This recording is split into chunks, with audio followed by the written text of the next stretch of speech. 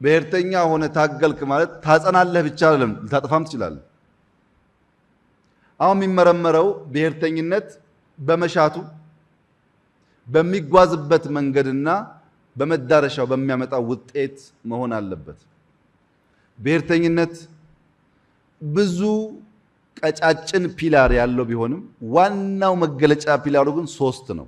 አንደኛው ኮመን ሪሊጅን አንድ ሃይማኖት፣ ሁለተኛው ኮመን ላንጉጅ የጋራ የሆነ አንድ ቋንቋ፣ ሶስተኛው እንደሚያስፈራው ወፍራሙ ፒላር ግን ጥላቻ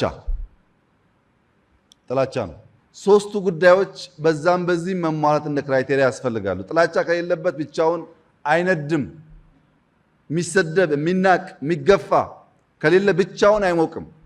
በጣም በብዙ ሀገር ማየት ይቻላል። ይሄን ጥላቻው ሞር ዋናው ሴንትራል ፒላር ሆኖ ሌላውን እንደ አስፈላጊነቱ እየወሰደ ናሽናሊዝም ሲፋፋም ይታያል።